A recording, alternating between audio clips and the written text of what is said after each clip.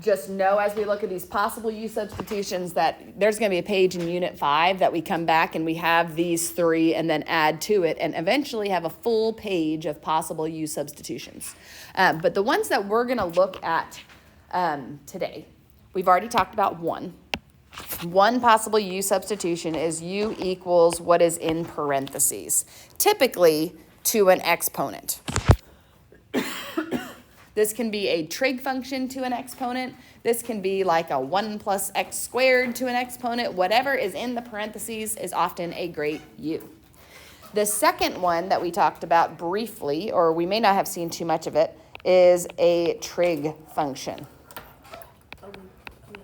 Okay, we did a little bit. A trig function like a cosine or a sine itself can be a u. You'll see that with a tangent or a cotangent as well. But with trig functions, they go one of two directions. One is that you can have u be one trig function, which is what I was just talking about. You can make u equal a sine or a cosine. You may also, though, with trig functions, make u equal what is inside the trig function. And so what we call that, and this is not like a technical name, but often we make u equal the ugly angle. And the ugly angle is if you see a trig function like, I'll just give you an example here, cosine of 4x squared plus 5. That's considered an ugly angle inside. Or sine of x over 2. Just like when we did chain rule, we learned with chain rule that cosine can either be the inside function or the outside function. It works the same way with u substitution going backwards. Okay?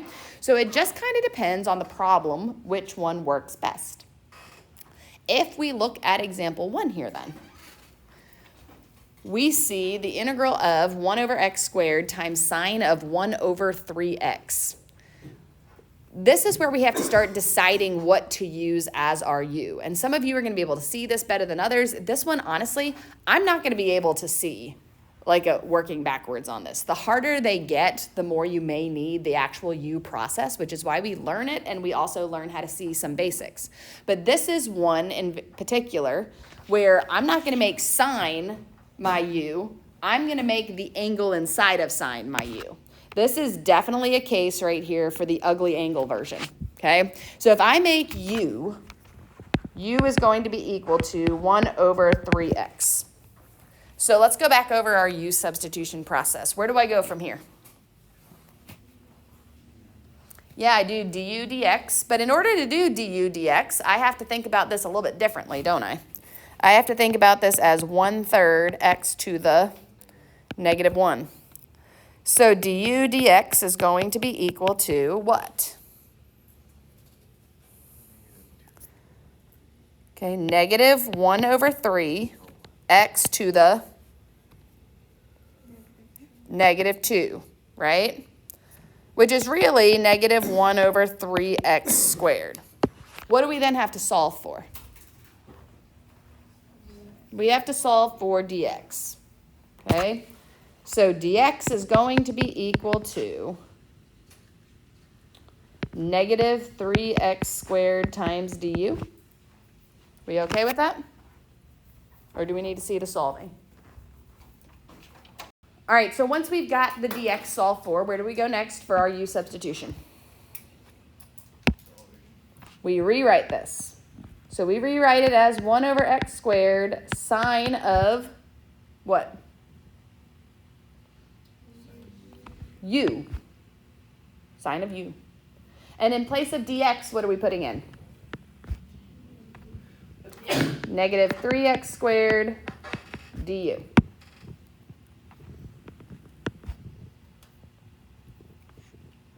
All right, any issues with the two that we've talked about? U equals ugly angle or u equals trig function? I was afraid you were going to ask the question. Okay. Next meeting. Yes. So some of you may have wondered, well, great, all the u substitutions that we've done so far, like if you pick the right u, everything cancels. So nice and neat. Great.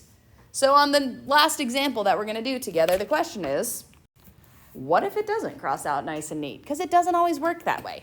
Okay?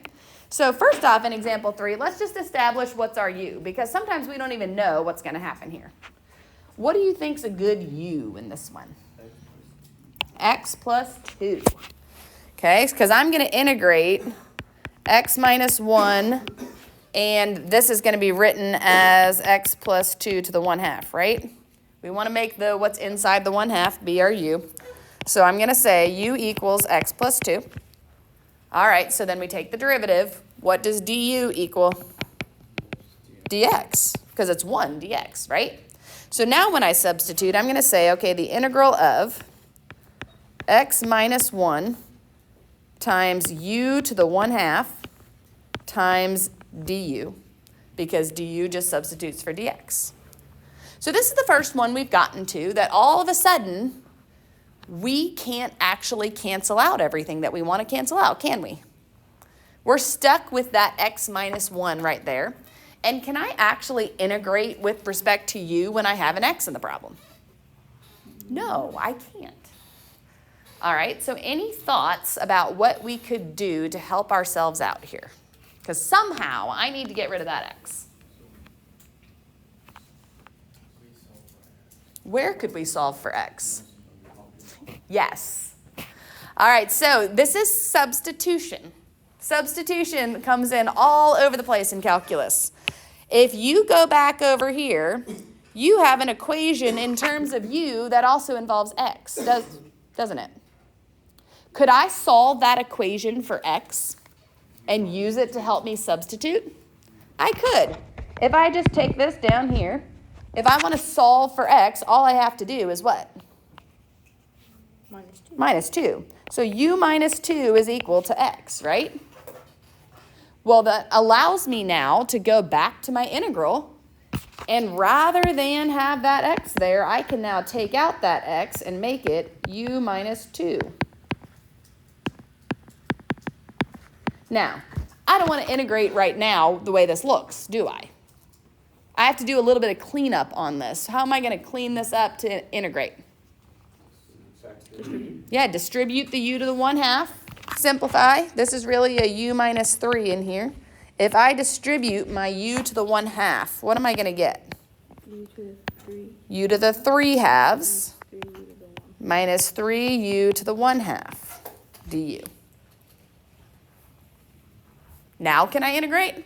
Yes. So with a little bit of substitution, we can make this work out for us after all. The u to the 3/2 integrates to u to the 5/2 with what out front? 2/5. U to the 1/2 integrates to u to the 3/2, and if we kind of think about the reciprocal out front with that 3, it makes it minus what? 2 plus c. And then always, always, always, our last step is to put what back in? Whatever u was. Whatever u was. So my final answer, 2/5 x plus 2 to the 5/2 minus 2 x plus 2 to the 3/2 plus c. Now, one thing I hope that you're getting, and we didn't talk about a ton of things on the homework. I know we're really focused on u substitution right now. But did you see some problems just kind of sprinkled throughout the 4.5 that you didn't need the u substitution on? Yeah, like if I went back and looked at the homework, one of the last questions, you should have just divided everything by x to the 1/2 and reduced before you integrated. So don't think that you have to do u substitution everywhere.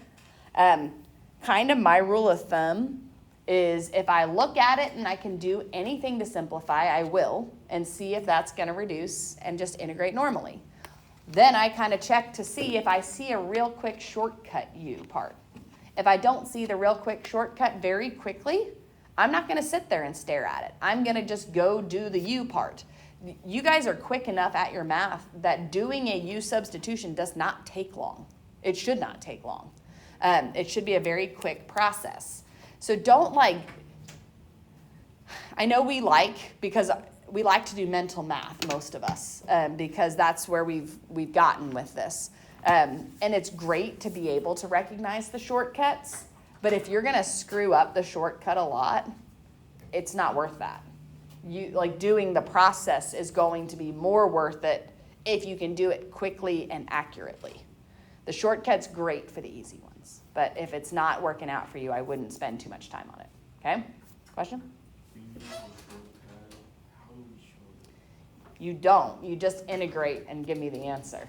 So, like, I'm totally fine with that. If it's accurate, you're good. Like, you don't have to show work. I see a lot of the shortcuts. My brain works that way too. It just kind of depends on your brain and the way you see it.